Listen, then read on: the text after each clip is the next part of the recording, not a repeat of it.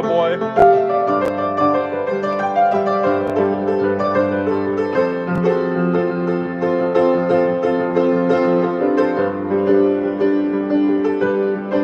Hey, Chopin enthusiast.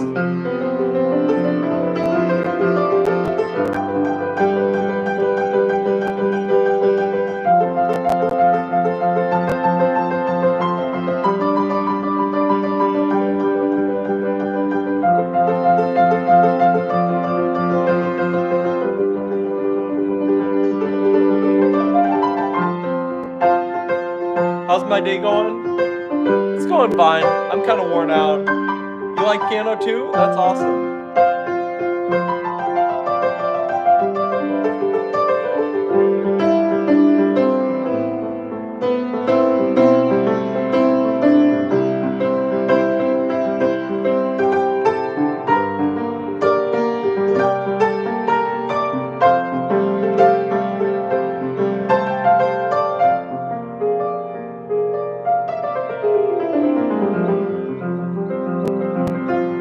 How many years have I been playing? A lot. Close to 30. I guess 28. Oh, thank you.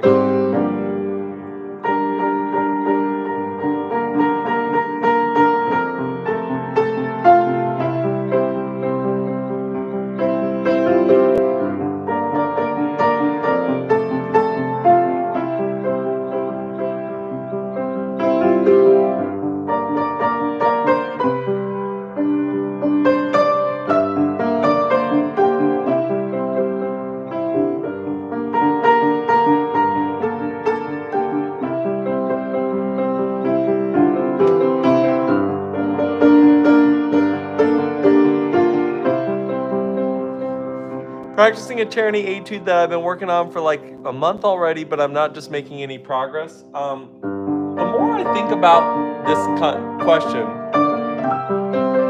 I'm just making up stuff right now, Iris. But I've done it all. I play by ear. I play by lots of music theory.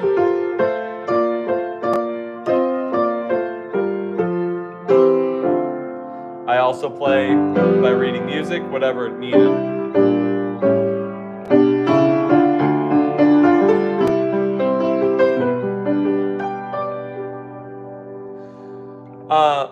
To answer, well, not to answer your question, but to give you some advice, Chopin enthusiast, I think the reason why we sometimes not have progress is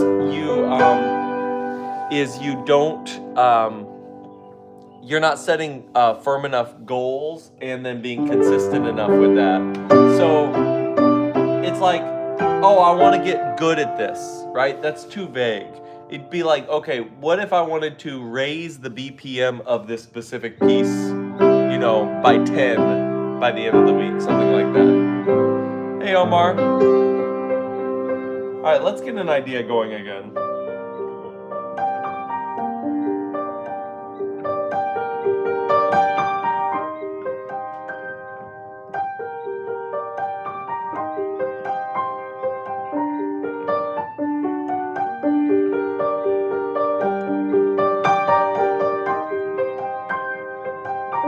Yeah, I remember you, Omar.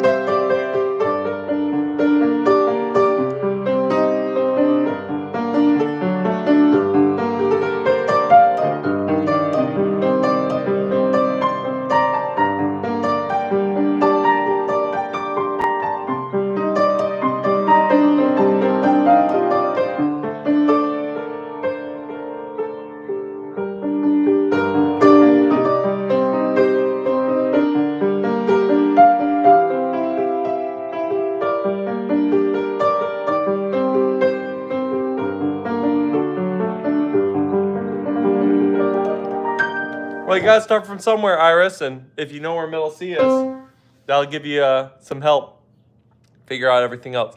Your fingers are just too shaky, and I don't know how to overcome that. Interesting. Yeah, I mean, it's possible that you just need a little more specific practice on technical concerns in terms of settling out. It's, a lot of times the answer is always the same, which is slower practice. And just really, because like there is a point where you can play it where it's going to be fully under your control. And what a lot of times I think happens is we kind of paint ourselves into a corner. We go, I can't do it in this way, so I can't do it. And that's really not very helpful. I would try to find a win. I would definitely try to find a win. And the win may be playing it much slower so that you can really get it down. Hey, wind of change.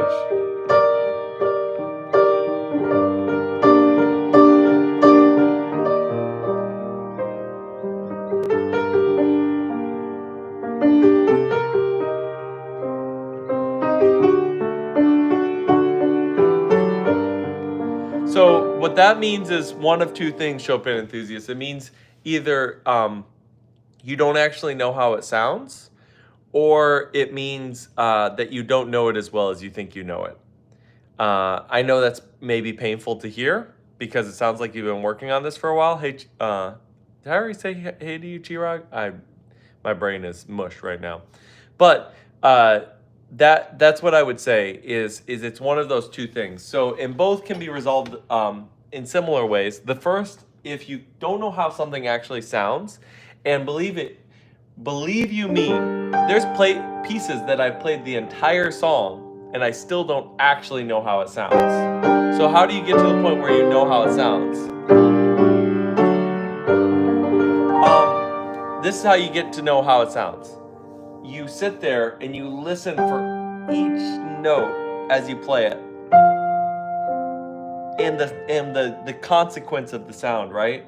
Is it a consonant sound or is it a dissonant sound? And you're hearing that, and you're hearing those notes, and you kind of try to absorb them in.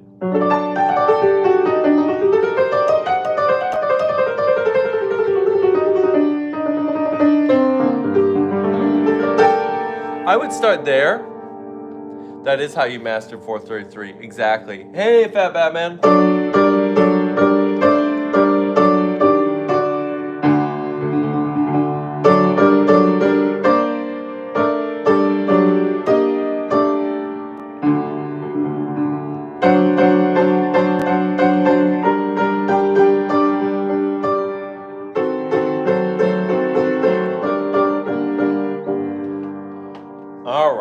All right. You're gonna make me actually look at some music.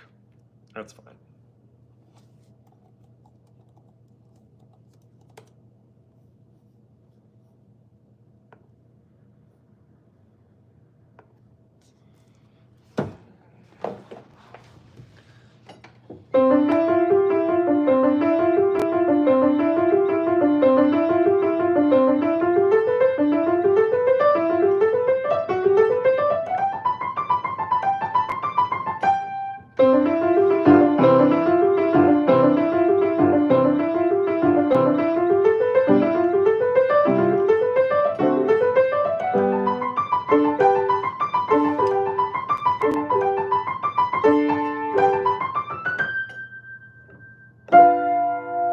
Oh, okay.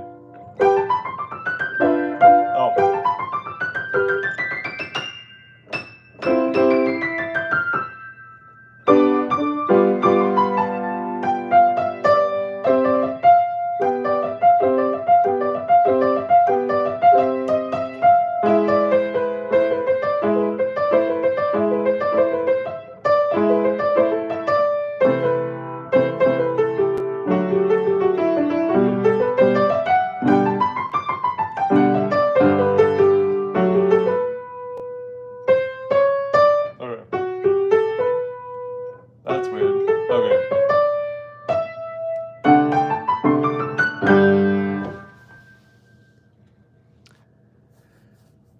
What do you think about child prodigy? Is it a gift? Can you teach any ordinary child to be like this? That's an interesting question. So, yes, it's totally a gift.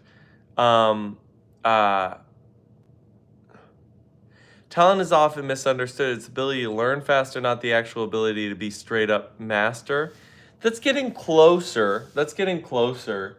Let me address this real quick for Chopin enthusiasts. So, okay, is it this part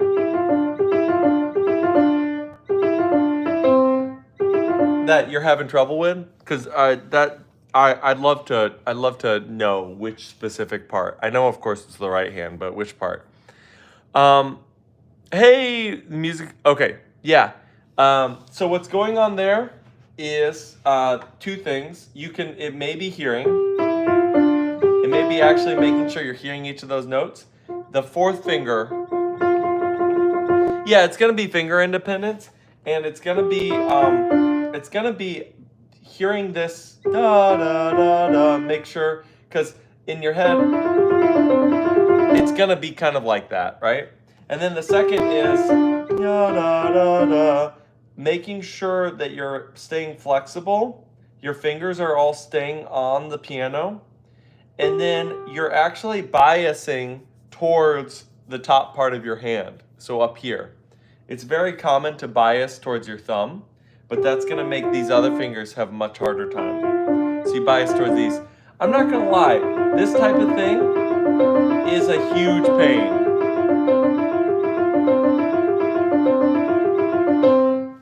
Okay, just to answer Fat Batman's question, and then I'm gonna make up some more music, is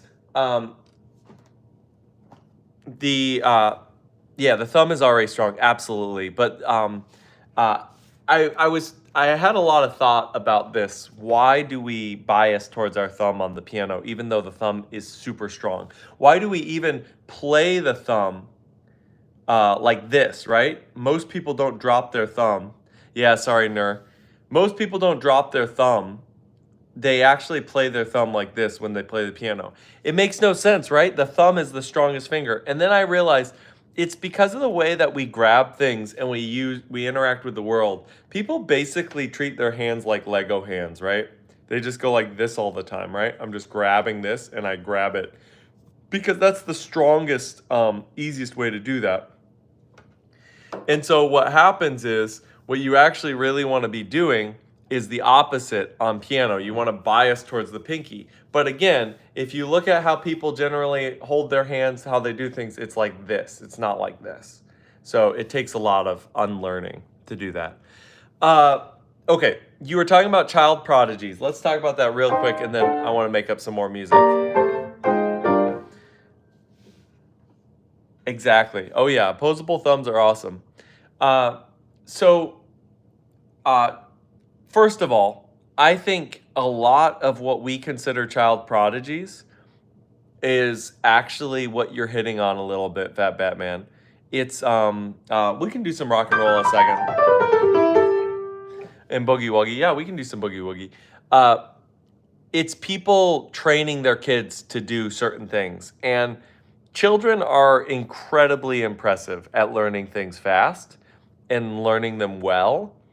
And what we mainly do, especially in the United States and in the West in general, is we don't really spend a lot of time with kids making them do the same thing over and over again. And I think the reason why is because a kid will do a couple things in a row, and then they will get kind of bored of it, right? They want to do something else. Like my second oldest daughter, she's in competitive gymnastics. Hey, Rahad, etude in C sharp minor for Scriabin. Could you explain me some square counterpoint?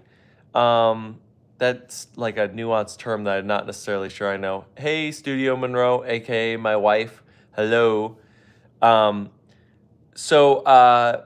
Okay.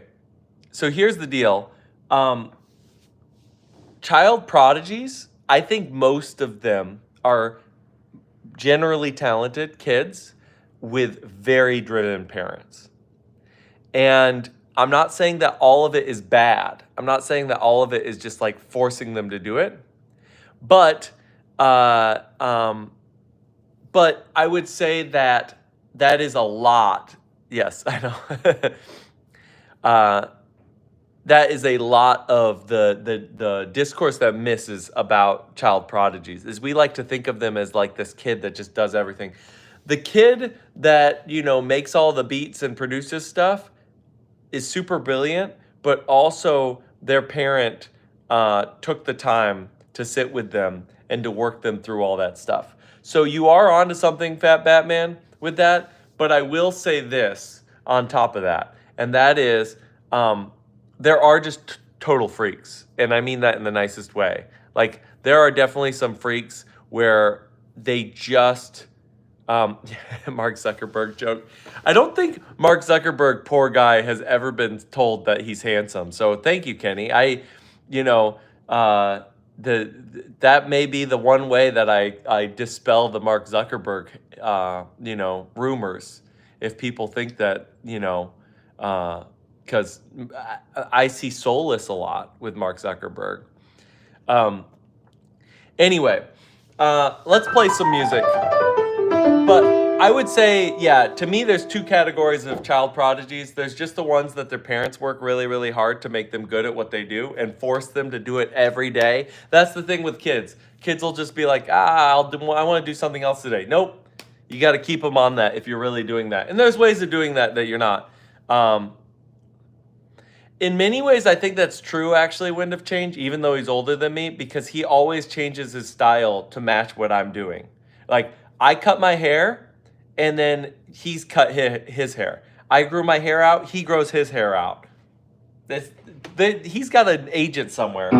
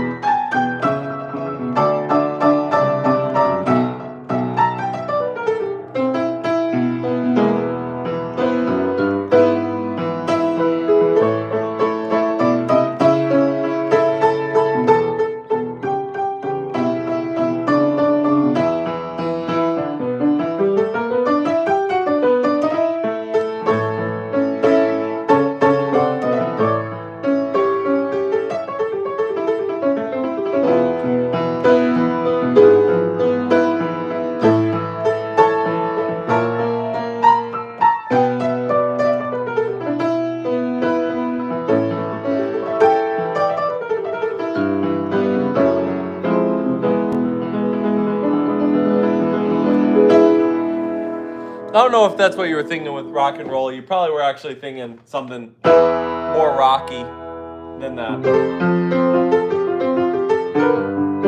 You probably were thinking like...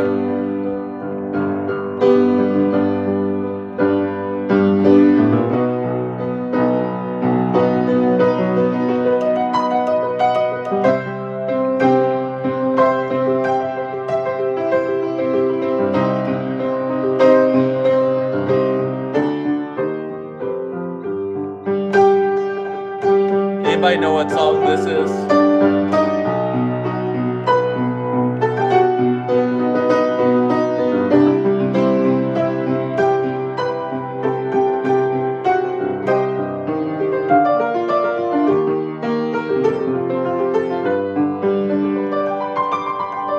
Yep, nice. Chirag.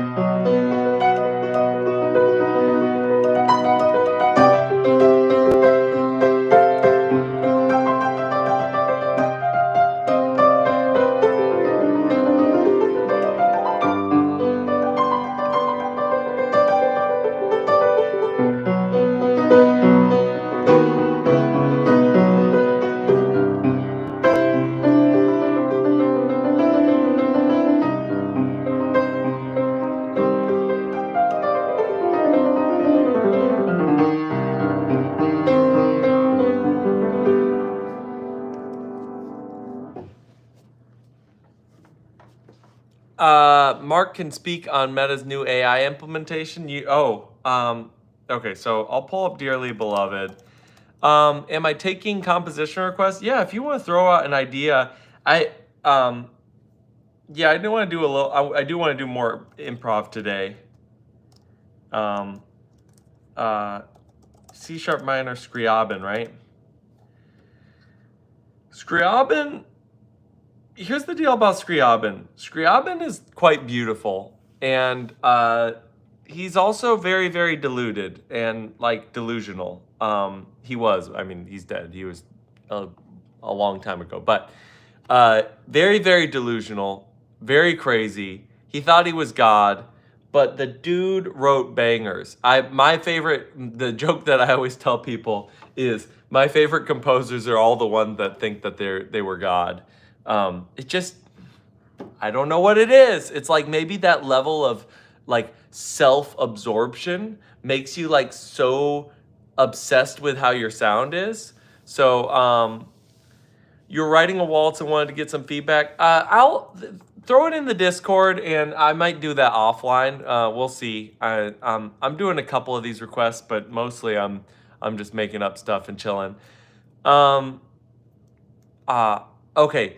The new AI implementation, I haven't seen it. To be honest, one of the healthiest things you can do is on the internet is not be on Facebook and Instagram that much. Controversial take, especially coming from somebody whose literal way that I provide for my family right now is social media management and consulting, but whatever.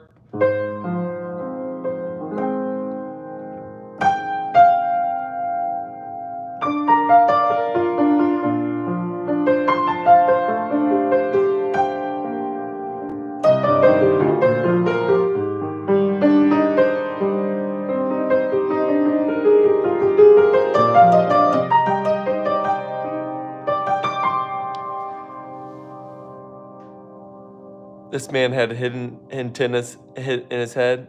Hey, sometimes you need that antenna to really hear stuff clearly.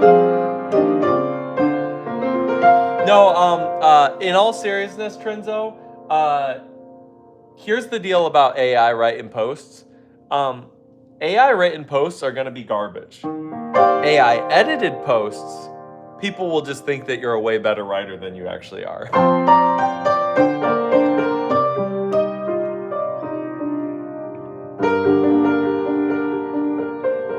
It's like the new spell check.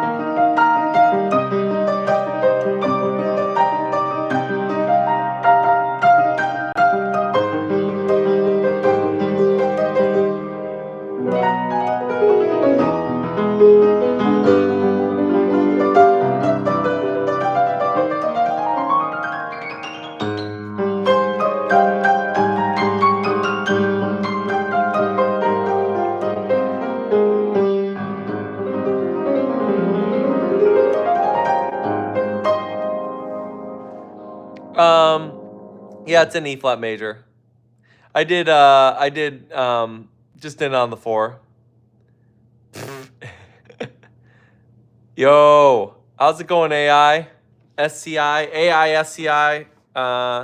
Sounds like Kingdom Hearts because it is. That's generally why it sounds like Kingdom Hearts.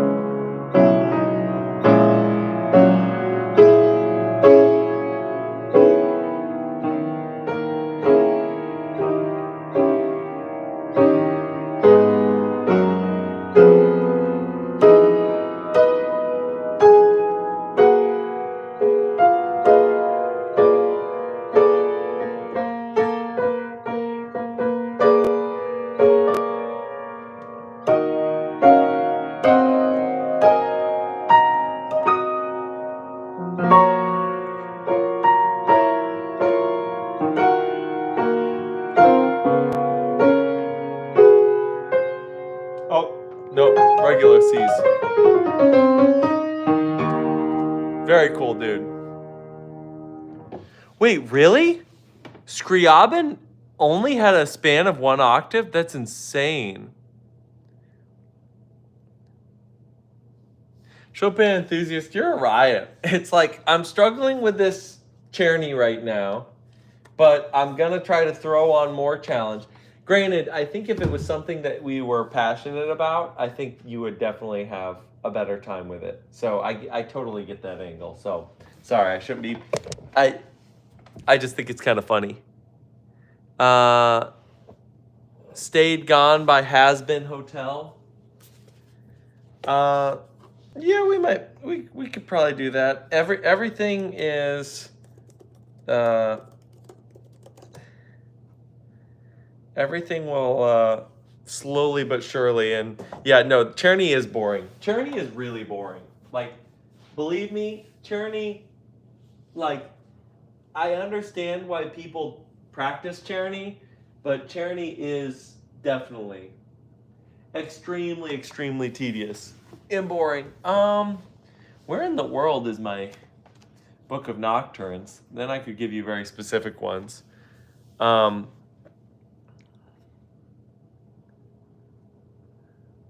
Yeah, I see that. I see that. Let's see. Where in the world is the... I like just my nocturnes. That would make this a lot easier than having to just look through a list, but I guess I can just look through a list. Whatever. It's gone.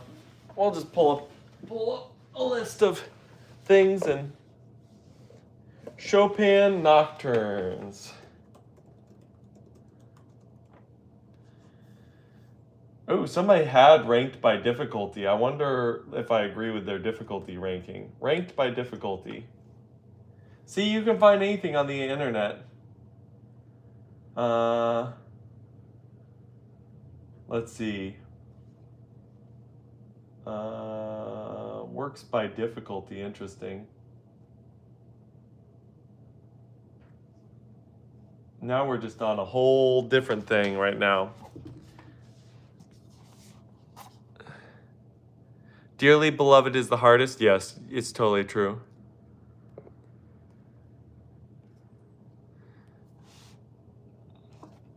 What's a crazy etude? Oh, Scriabin wrote left only pieces because he injured his hands while performing? Yeah. Yeah. Yeah, it doesn't... He's a crazy dude. He's a totally crazy dude. Okay. Yeah, Opus 48 number 1 is considered really difficult. Yeah, sure. Let's see. This person is saying Nocturne C minor and Nocturne in G minor. Let's go check those out. Yeah, that one's really hard. I think that they were thinking of a different one.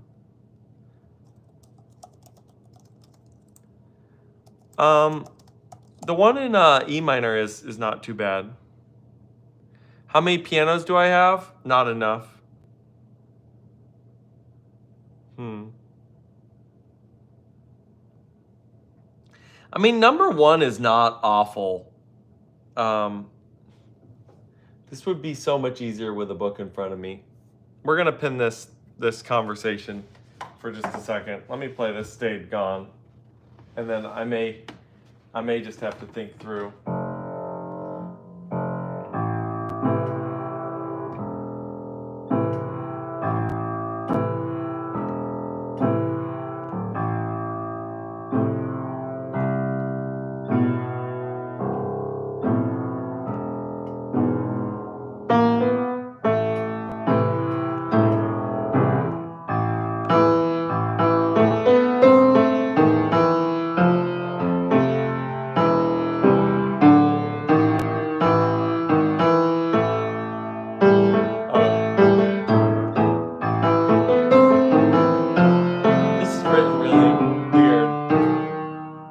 Which is normal for this kind of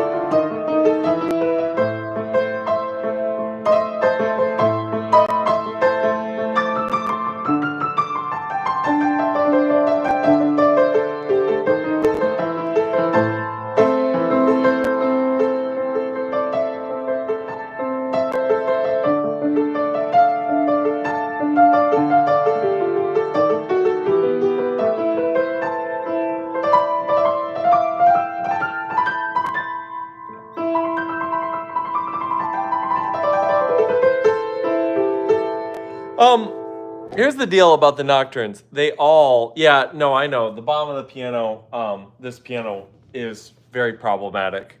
It needs a total overhaul. You can tune it, but then it goes out of tune.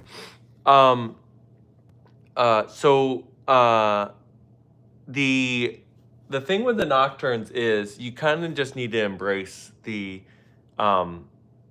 things. Dude, we were doing our own version of it. That's literally what I was just playing. Right. The problem is whoever wrote this did a terrible job writing it, so it's kind of challenging to figure out what they're actually trying to have you play, but it's some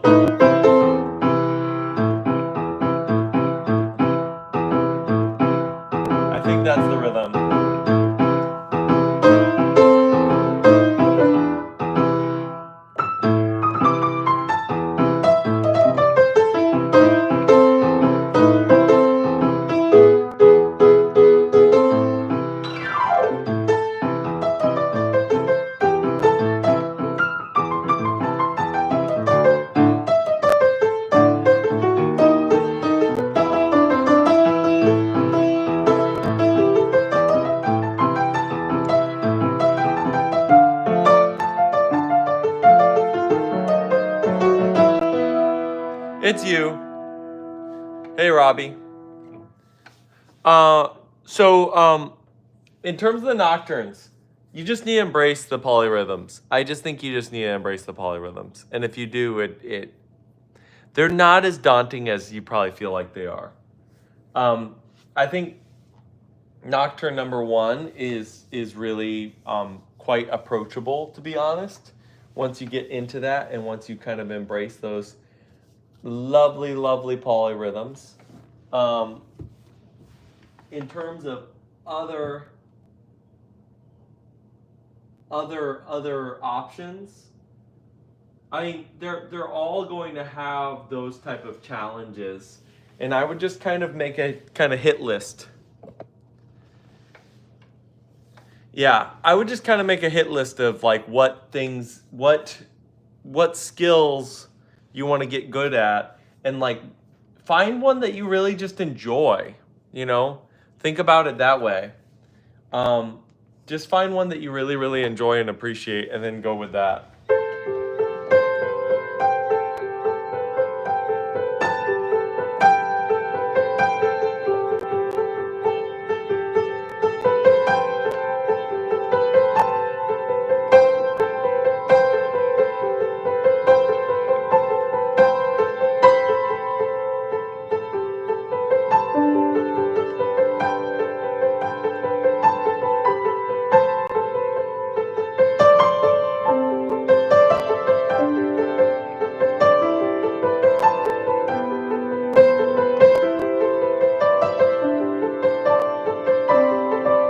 Yes. Hey, Alex.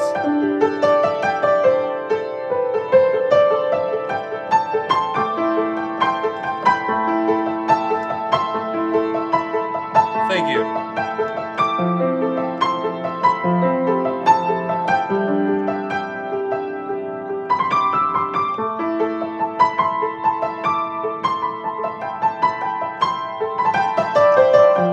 Thank you.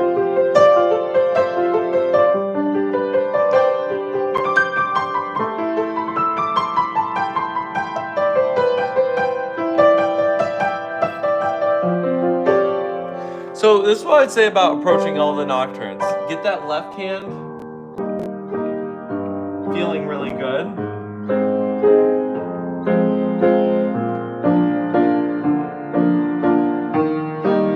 And then once you get that left hand good, the whole thing is going to be a piece of cake.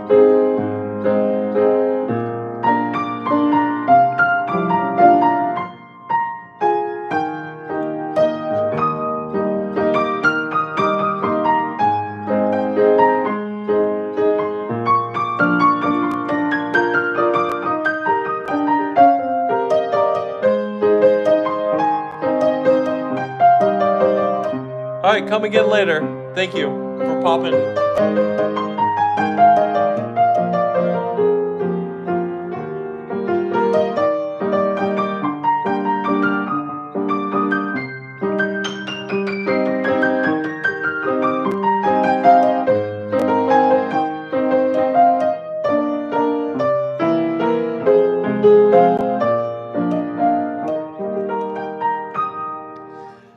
Yeah, in many ways it is, because it's so melody driven, it's like paradoxical. And this is true in general with practicing piano. It's a paradox. It's almost always a paradox, in the sense that the thing that you think is important, the thing you should spend time on, it's the opposite. If you want to go fast, you should go slow. If you want to play something slow, you probably should practice it faster. If you want to have a more confident melody, you actually need a more confident understanding of the left hand and of the chord progression and all of that. So a lot of that stuff works in a paradox.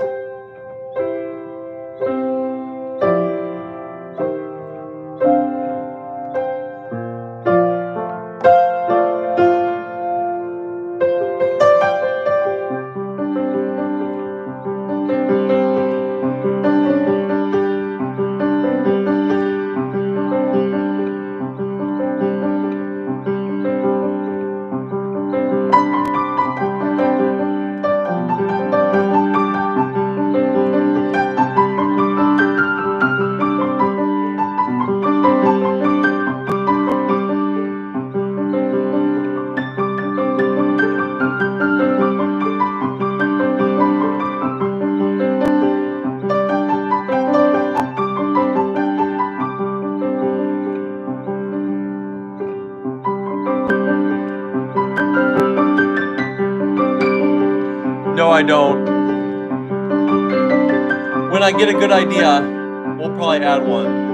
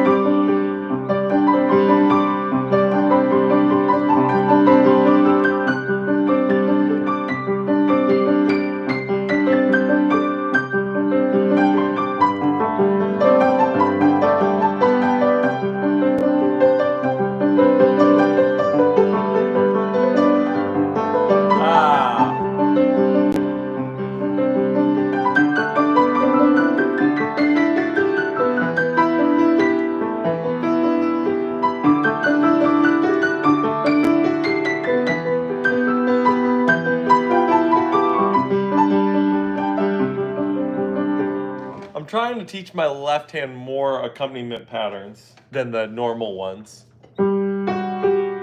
Because something I find I do a lot, and I think is pretty common with people who improvise, is their left hand will get stuck in something. So it'll either be static chords, and then the right hand's doing all the heavy lifting, right?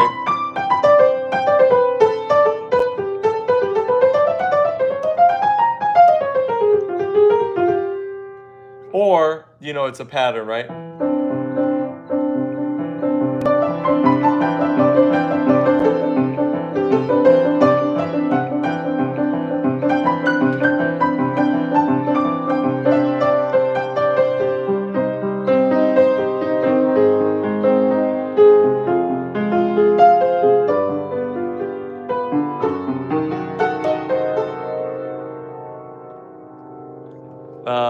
My cracked screen. Okay, 3.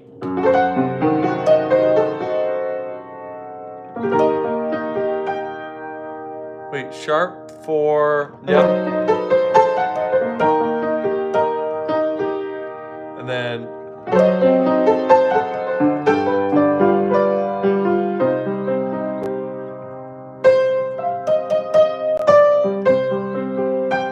Hey, Rare Bonkers. Welcome back.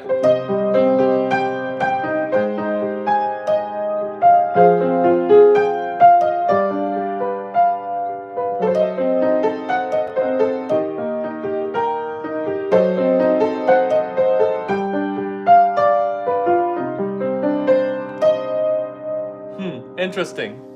Interesting chord progression window change. I mean, it totally can work. It reminds me of a song. I can't think of which song it is off the top of my head, but it reminds me of a song. We are going to be done pretty soon. But I'll play Hymnopede 1.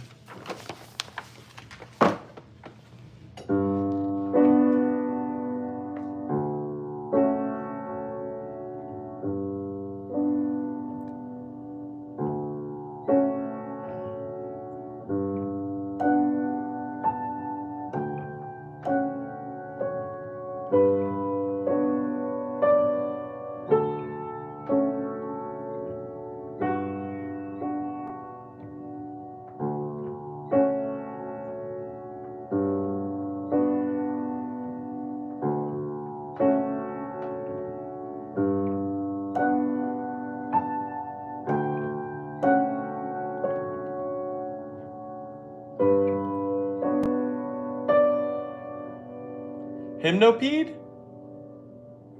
How should it be pronounced? I'm probably totally butchering it.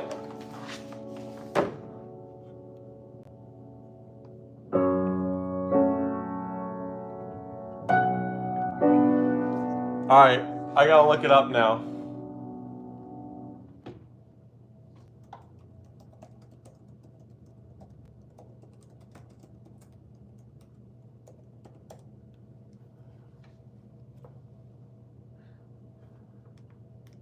We're looking it up.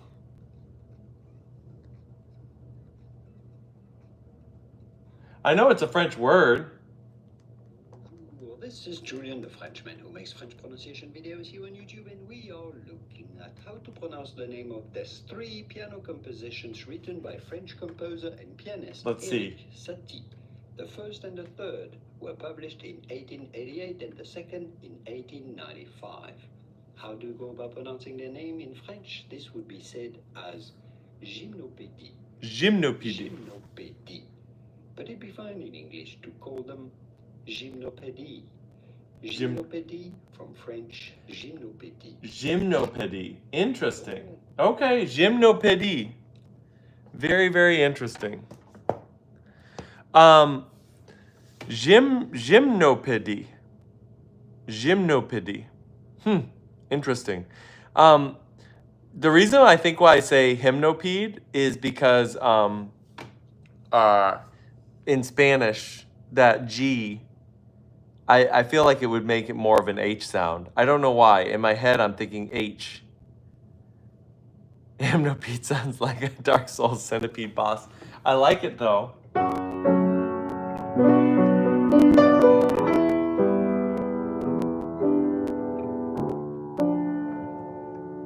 We'll play a little bit more.